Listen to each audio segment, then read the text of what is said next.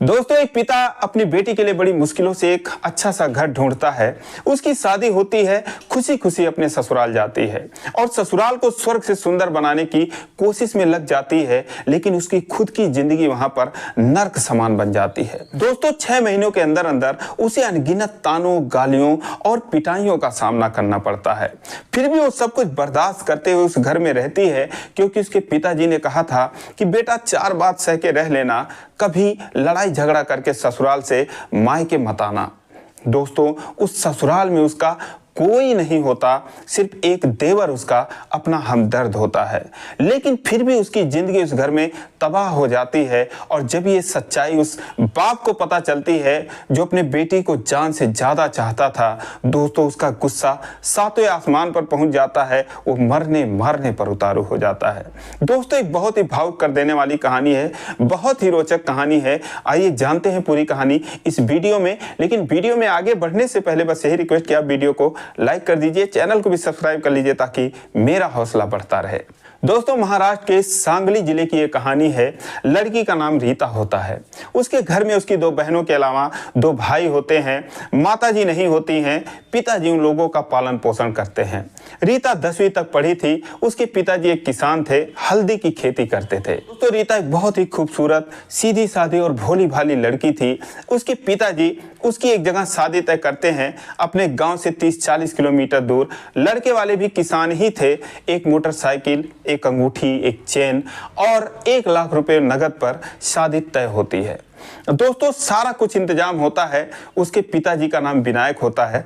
बहुत ही गरीब होते हैं, बड़ी मुश्किलों से इंतजाम करते हैं। लेकिन जो मोटरसाइकिल होता है, जो रीता के मामा थे, वो देने के लिए कहते हैं और कहते हैं कि अभी आपके पास इंतजाम नहीं है तो मैं दे देता हूं, आप जब इंतजाम होगा तो आप पैसे मुझे दे देना। तो दोस्तों, शादी हो जाती है, लेकिन उसके मामा वो मोटरसाइकिल दे नहीं पाते हैं। विदाई के वक्त जो विनायक जी थे अपने समधी से बोलते हैं कि समधी जी, क्षमा चाहता हूं, मोटरसाइकिल का इंतजाम नहीं हो पाया, लेकिन 2 महीने 3 महीने के अंदर अंदर मैं वादा करता हूं खरीद कर आपके घर पहुंचा दूंगा।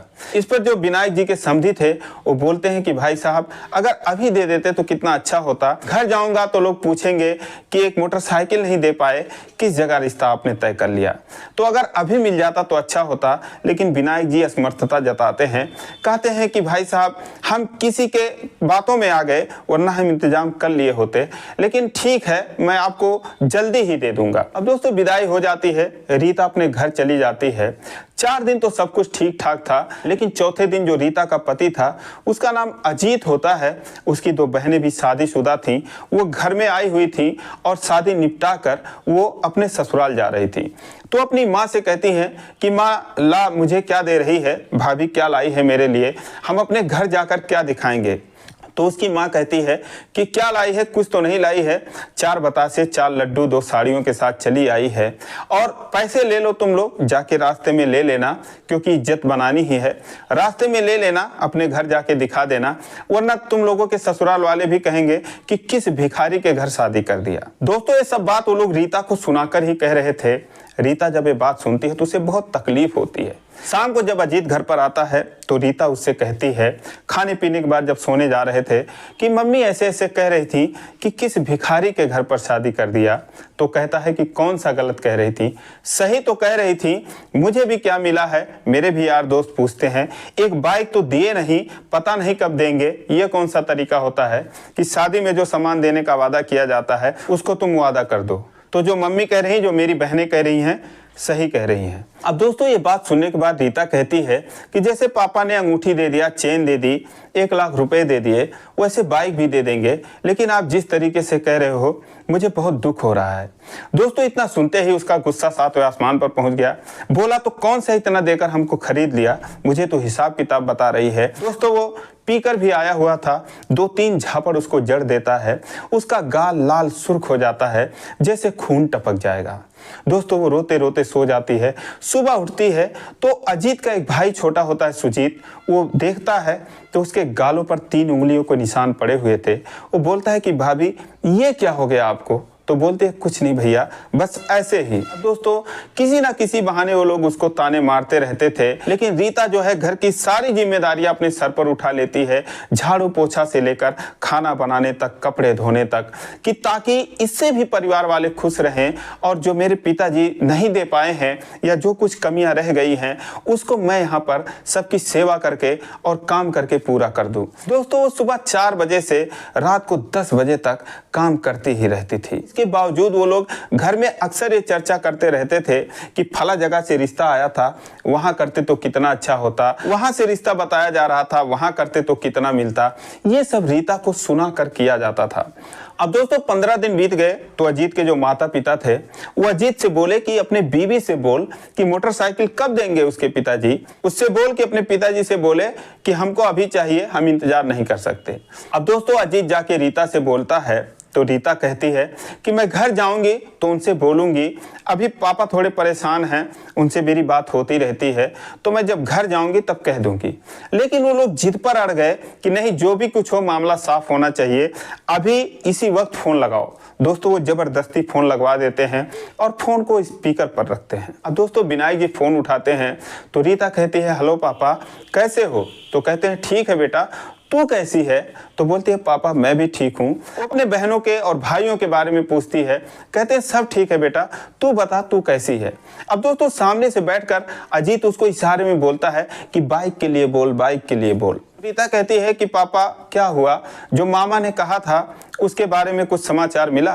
तो कहते हैं कि बेटा उनसे तो अभी कल ही बात हुई है, लेकिन उन्होंने कुछ कहा नहीं, और अगर वो जैसे ही पैसा दे दें मैं लाके बाइक तुम्हारे घर पहुंचा जाऊं, नहीं तो तुम्हारे घर वाले भी सोचेंगे कि कितना दिन लगाएंगे और वादा करके अभी तक दिया नहीं। फिर वो कहते हैं कि क्यों बेटा, कोई कुछ कह रहा था क्या? रीता कहती है कि नहीं पापा, कोई कुछ नहीं कह रहा था, सब ठीक है यहाँ पर। लेकिन ये लोग जो थे, ये लोग यही चाहते थे कि वो इसी वक्त बोले कि नहीं ये लोग बाइक के लिए कह रहे हैं तो शायद जो मोटरसाइकिल है वो जल्दी मिल जाए। लेकिन रीता कुछ नहीं कहती है, वो बस यही चाहती थी कि उसके पिताजी को उसका दुख ना मालूम पड़े और वो यही समझे कि उनकी बेटी जो है अच्छे तरीके से रह रही है, सुखी जीवन व्यतीत कर रही है। दोस्तों रीता कहती है कि पापा कब आओगे मुझे लिवाने, आपकी बहुत याद आ रही है आप लोगों की। तो कहते हैं बेटा याद तो हमें भी तेरी बहुत आ रही है, क्योंकि ये लोग रोज कहते हैं दीदी को लाओ, दीदी को लाओ। लेकिन 1 महीने बाद समधी जी ने बोला है भेजने के लिए, तो समधी जी की बात मानना जरूरी है। 15 दिन बीत गए हैं, 15 दिन के बाद मैं आऊंगा तो तुझे लिवा कर आऊंगा। फिर रीता कहती है ठीक है पापा, मैं रखती हूँ, और नमस्ते करके फोन काट देती है। लेकिन उसके फोन काटते ही वो लोग उससे लड़ाई करने लगते हैं। अजीत कहता है कि तूने कहा क्यों नहीं? तो रीता कहती है कि आपने सुना नहीं पापा जी ने जो कहा, थोड़ा वो परेशान है, मामा जी ने कहा था देने के लिए, वरना पापा मेरे इंतजाम कर दिए होते। दोस्तों इस पर जो उसके ससुर थे अजीत के पिताजी, वो बोलते हैं अरे सारा खानदान ही भिखारी है क्या इनका? दोस्तों इतना सुनने के बाद रीता जो है वो रोने लगती है और कहती है कि आप लोग इतना सुनाते हो कि जैसे मैं ऐसे ही चली आई हूँ, जब मेरे पिताजी ने कहा है तो वो देंगे, आप लोग ऐसे भिखारी वगैरह मत कहो, मुझे अच्छा नहीं लगता, मुझे बहुत दुख होता है। अब दोस्तों इतना सुनने के बाद अजीत कहता है कि जुबान लड़ा रही है। दोस्तों वो उसको मारने लगता है, जो सारा भड़ास था, सारा गुस्सा था वो उस पर उतार देता है, उसको बहुत मारता है। अब रीता चिल्लाने लगती है, रोने लगती है, उसको बचाने वाला कोई नहीं था। तभी उसका जो छोटा भाई सुजीत होता है वो आता है, बीच बचाव करता है और उसके बाद उसको रीता को बचा कर लाता है और कहता है तुम लोग कितने बेकार आदमी हो, आप लोगों को भाभी की मेहनत नहीं दिखती, आप लोग इस तरीके से इनको परेशान कर रहे हो, इन पर अत्याचार कर रहे हो, जब इतनी ही जरूरत है तुम लोगों को तो बाइक खरीद लो। अब दोस्तों इस पर उसकी जो माँ होती है वो भी सुजीत को 4 गाली देती है, कहती है तुझे बड़ा दर्द हो रहा है, तू ही कमा कर ले आ। दोस्तों उसको भगा दिया जाता है, वो बेचारा वहां से चला जाता है। अब दोस्तों इतना मार खाने के बाद रीता की आंखों के सामने अंधेरा छा जाता है, उसे कुछ सूझता नहीं है, वो बैठकर घंटों रोती है, रोते रोते उसकी आंखें सूज जाती हैं, लेकिन कोई उसके किनारे नहीं आता। सुजीत आता है, पानी लेता है, अपने भाभी को देता है, बोलता है भाभी आप अगर इन लोगों के बातों पर ध्यान दोगी तो ये लोग आपका जीना हराम कर देंगे, इसलिए इनकी बातों को इग्नोर किया करो, आप जो है इन लोगों की बातों को सुनो ही भी मत। दोस्तों एक गिलास ला के अपने भाभी को पानी देता है और उसके बाद चुप कराता है। दोस्तों अगले दिन वो अपने सारे जेवर निकालती है। कुछ उसके पिताजी ने दिया था, कुछ इन लोगों ने भी दिया था और कुछ उसको पैसे मिले थे जो मायके से मिले थे, कुछ रिश्तेदारों ने दिए थे। सब मिला के 6-7 हज़ार रुपये होते हैं। वो इकट्ठा करती है और अजीत के हाथ पर सुबह सुबह रख देती है। कहती ये लो, आप जाओ इन सबको बेच कर मोटरसाइकिल ले लो, मुझे इन सब की ज़रूरत नहीं है, लेकिन प्लीज़ आप लोग दुखी मत हो और कुछ बोला मत करो। अब दोस्तों वो सारे गहने अजीत अपने माँ बाप के पास लेकर जाता है और वो लोग कहते हैं कि ठीक है, इसको अपने पास रखो, इसको तब तक नहीं देना है जब तक इसका बाप मोटरसाइकिल ला के नहीं देता, और अगर ज़रूरत पड़ेगी तो इन्हीं गहनों को बेचकर ही मोटरसाइकिल दिया जाएगा। अब दोस्तों वो लोग गहने भी रख लेते हैं, बाइक का इंतज़ार करने लगते हैं। 15 दिन और बीत जाता है, उसके विदाई का वक्त आ जाता है। अब दोस्तों उसके पिताजी फ़ोन करते हैं कि बेटा हम कल आ रहे हैं तो उसको लिवाने के लिए। दोस्तों फफक फफक कर रोने लगती है। उसके पिताजी के भी आंखों से आंसू आ जाते हैं। वो बोलते हैं बेटा क्या हुआ? तो बोलती है पापा कुछ नहीं, कौन कौन आएगा मुझे लिवाने? तो कहते हैं कि बेटा सारे ही जिद कर रहे हैं, दीदी के घर जाऊंगा, दीदी का घर देखूंगा, तो हम यही 5 लोग आएंगे और गाड़ी बुक कर रखी है तो उसी से आएंगे। फिर रीता कहती है कि पापा थोड़ा फल और मिठाई ज़्यादा ले लेना। तो कहते हैं कि बेटा इसमें कहने वाली कोई बात थोड़ी है, लेके आऊँगा, ज़रूर लेके आऊँगा।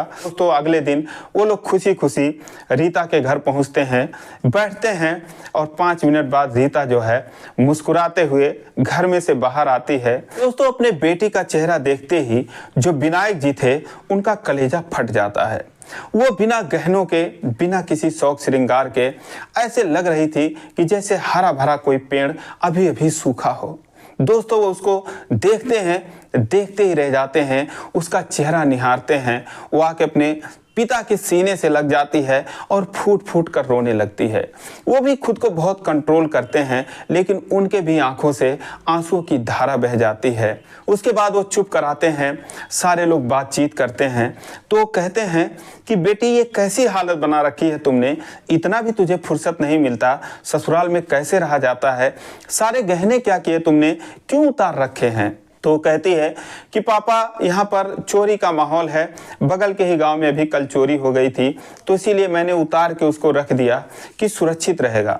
फिर वो देखते हैं उसकी नंदे भी आई हुई थी, चूंकि इसके विदाई का टाइम था, वो भी आई हुई थी। तो देखते हैं, कहते हैं कि तेरी सास ने पहन रखे हैं, तेरी ननदों ने पहन रखा है, उनके लिए कोई चोरी चकारी नहीं है, और तू कहती है कि चोरी हो रही है यहाँ पर।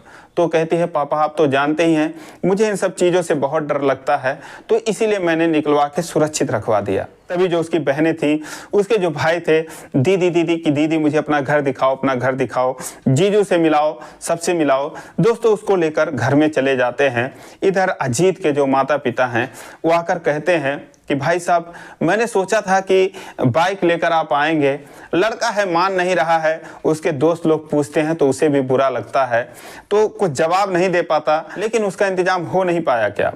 तो बोलते हैं मैं क्षमा चाहता हूँ, आप लोगों से माफ़ी मांगता हूँ, और अगर मुझे पता होता कि वो नहीं दे पाएंगे तो मैं तभी इंतजाम कर लिया होता, क्योंकि जिनसे मैंने कुछ पैसे मांगे थे थोड़ा अधिक मांग लिया होता, लेकिन मैं वादा करता हूं कि बस 1-2 महीने में आपको बाइक में दे दूंगा, मैं वादा करता हूं।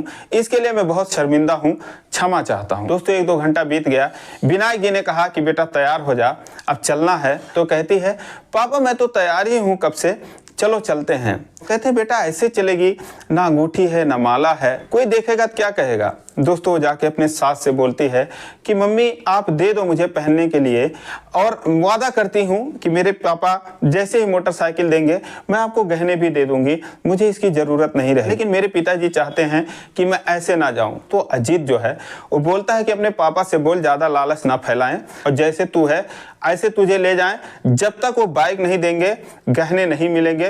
तू नहीं बोल पा रही है तो चल मैं सामने बोल देता हूँ, और ज़्यादा 3-5 करेगी तो अभी 2-4 हाथ पा जाएगी, तेरा दिमाग सही हो जाएगा। अब दोस्तों रीता की जो बहन थी ये बातें सुन रही थी। रीता उससे कहती है कि देख पापा को कुछ मत बताना, ये लोग ऐसे ही हैं। आती है बाहर, कहती है पापा चलो जब हमें आना ही है तो क्या गहने वगैरह लेके चलूँ, बिना मतलब का टेंशन, वैसे भी मुझे इन सब चीज़ों में इंटरेस्ट नहीं है, तो चलो अभी घर चलो।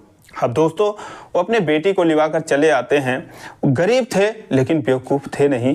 उन्हें समझने में जरा भी देर नहीं लगती कि उनके बेटी का रिश्ता गलत घर में लग गया है, गलत लोगों से लग गया है। अब दोस्तों रीता को लिवाकर वो अपने घर चले जाते हैं। धीरे धीरे 3 महीने का टाइम बीत जाता है।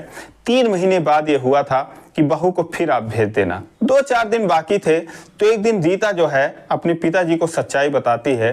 कहती है कि पापा बाइक का क्या हुआ, अगर आप बाइक नहीं दोगे तो लोग गुस्सा हो जाएंगे।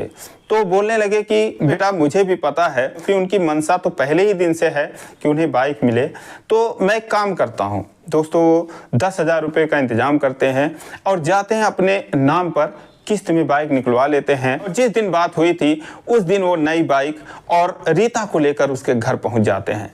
उसके बाद अपने समधी को चाबी देते हुए कहते हैं कि भाई साहब ये बाइक जो है मैंने लोन पर ले रखी है, अपने नाम से निकाली है, जैसे मैं इसका किस्त भर दूंगा उसके बाद जो दामाद जी हैं अजीत, उनके नाम पर ये मैं ट्रांसफ़र कर दूंगा। उसके बाद दोस्तों वो विनती करते हैं कि मेरी बेटी बहुत भोली है, बहुत सीधी है, आप लोगों के हवाले है, आप लोग इसका ख्याल रखना, इसको ज़रा अच्छे से रखना। लेकिन दोस्तों बाइक मिलने के बाद उनका असली रंग सामने आता है। वो रीता को लेकर खेतों में जाने लगते हैं काम कराने के लिए। 2 भैंस भी रख देते हैं उसके जिम में कि दूध बिकेगा, घर में आमदनी होगी, ये मेहनत तो करती ही है, ये करती रहेगी। अब दोस्तों एक दुल्हन को जिस तरीके से रखना चाहिए उसके साथ ऐसा कुछ भी बर्ताव नहीं किया जा रहा था। जब वो सारा तामझाम देखती है, संतोष मार के मेहनती तो थी ही, काम करने लगती है और काम करते करते दोस्तों उसकी सेहत गिरने लगती है। उसके पिताजी जब भी फ़ोन करते थे तो बस हंस के मुस्कुरा के कहती थी पिताजी कोई दिक्कत नहीं है, सब कुछ ठीक ठाक है, मैं खुशी हूँ, सब लोग बढ़िया हैं। लेकिन उनको नहीं पता था कि उससे काम क्या लिया जा रहा है, उनके बेटी की हालत क्या है। जब भी वो वीडियो कॉल लगाते थे वहाँ से हट के जाके घर में बात करने लगती थी। देखते ज़रूर थे कि मेरे बेटी का चेहरा कैसे बदल जा रहा है, लेकिन वो यही सोचते थे क्या पता वहाँ का खान पान, वहाँ का पानी उसे सूट ना कर रहा हो। लेकिन दोस्तों ज़्यादा काम करने की वजह से, टाइम से खाना ना पाने की वजह से कोई केयर नहीं कर रहा था उसका, तो इसलिए उसकी तबीयत खराब हो जाती है। और जब तबीयत खराब हो जाती है, कमज़ोर हो जाती है और उसके पिताजी एक दिन फ़ोन करते हैं तो खांस खांस के बात कर रही थी। वो घबरा जाते हैं, बोलते हैं कि बेटा तुझे खांसी आ रही है, तेरी तबीयत को क्या हुआ? तो कहती है कि पापा कुछ नहीं, बस ऐसे ही जुकाम हो गया था। लेकिन उनका मन नहीं मानता। फिर शाम को फ़ोन करते हैं, फिर अगले दिन फ़ोन करते हैं। तभी जो उसकी एक बहन थी वो कहती है कि पापा जो दीदी का घर है वो बिल्कुल अच्छा नहीं है और उस दिन मेरे सामने ऐसी ऐसी बातें हुई थी। जब वो सुनते हैं विनायक जी तो 3-4 दिन के बाद एक दिन अचानक से वो घर पर पहुंच जाते हैं। रीता बुखार से तप रही थी, लेकिन जो जानवरों का घर था वो घर साफ कर रही थी। जब वो अपने पिता को देखती है तो सन्न रह जाती है कि अचानक से पापा बिना बताए कैसे आ गए। वो हैरान रह जाती है अपने पापा को देखकर। जाती है जल्दी जल्दी अपना हाथ धोती है, अपने बाल वाल संवारती है और उसके बाद अपने पापा के पास आती है। और आते ही जैसे कोई डरा हुआ बच्चा अपने पापा के सीने से लग जाता है, वैसे ही रीता अपने पिताजी के सीने से चिपक जाती है।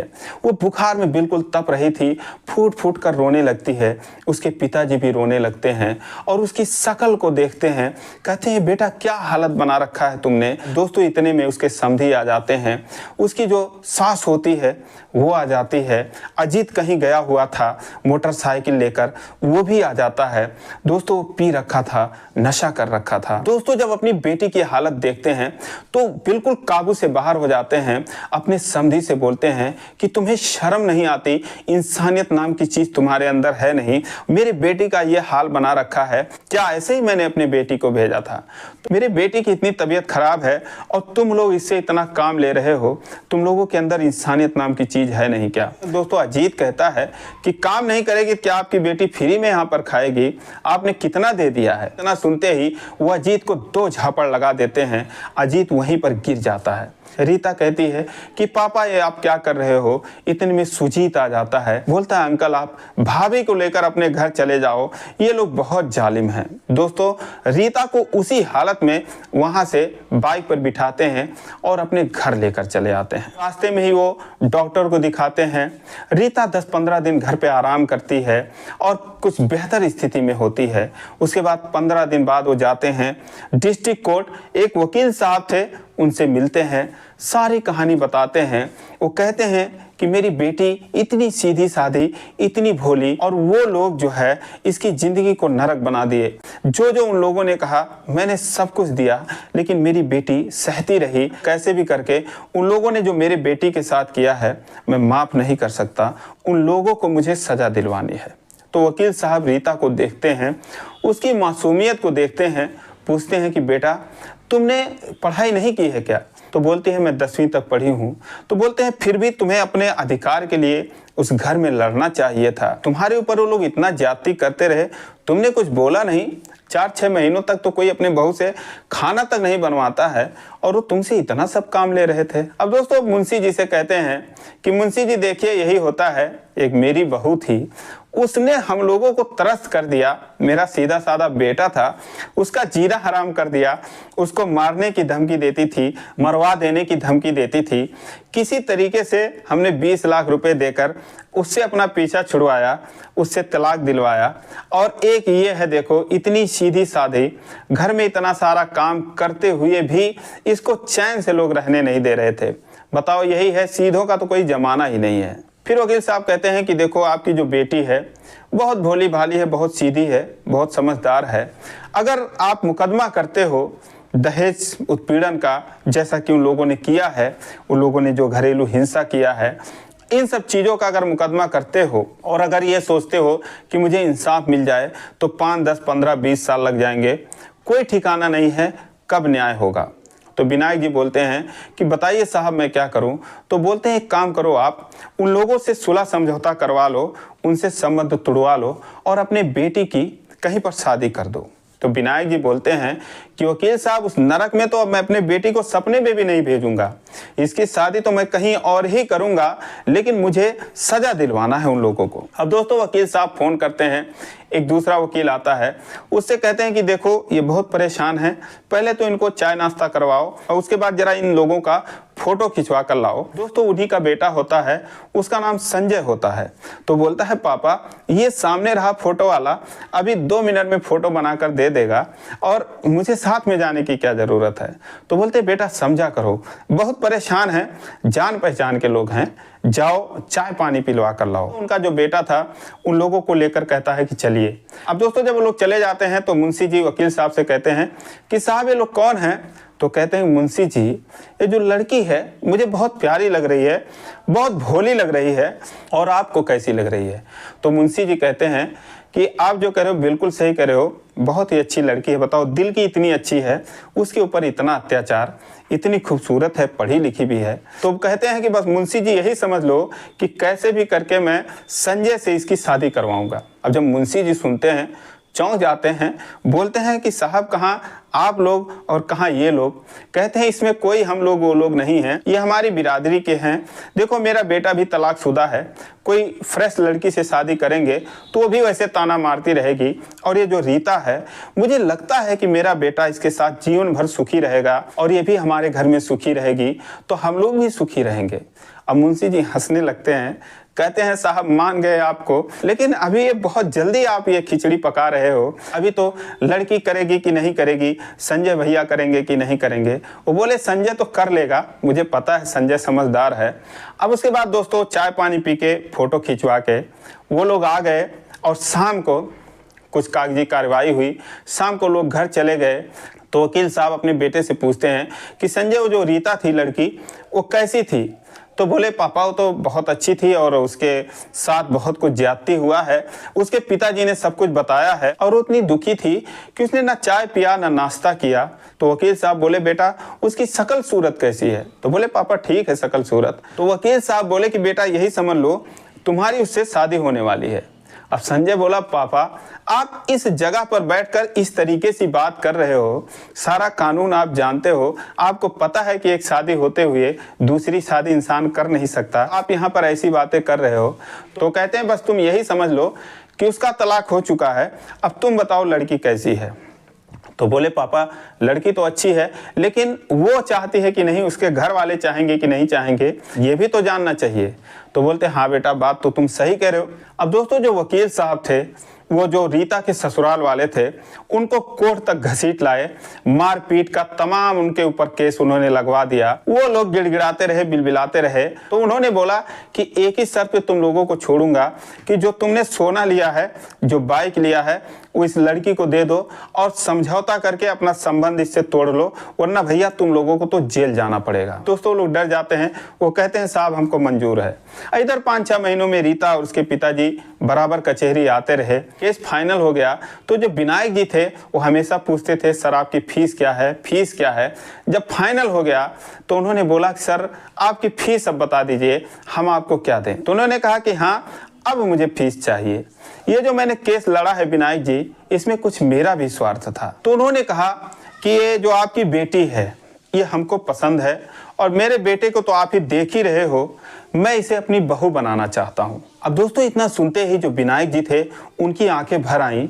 उन्होंने बोला अपने बेटे से पूछ लीजिए, अपने घर वालों से पूछ लीजिए, मुझे तो कोई दिक्कत नहीं है, मेरी बेटी भी मान जाएगी।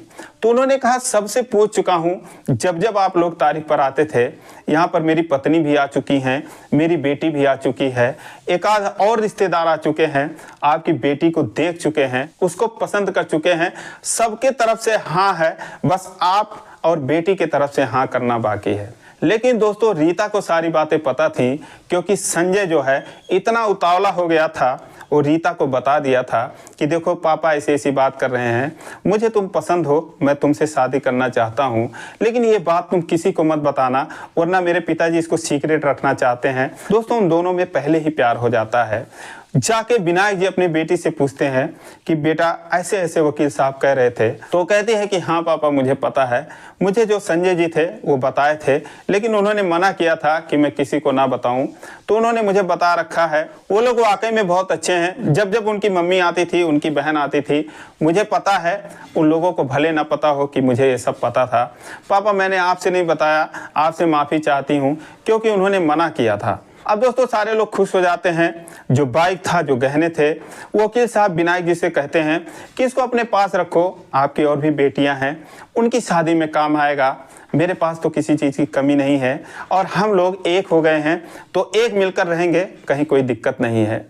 दोस्तों उसके बाद इन लोगों की एक मंदिर में शादी हुई और पिछले 1 सालों से ये लोग बहुत ही खुशी जीवन व्यतीत कर रहे हैं। तो दोस्तों ये रही कहानी। आप लोगों को कैसी लगी? जरा भी अच्छी लगी हो तो कमेंट करिए और चैनल को सब्सक्राइब करिए। फिर मिलेंगे अगले वीडियो में, तब तक के लिए जय हिंद।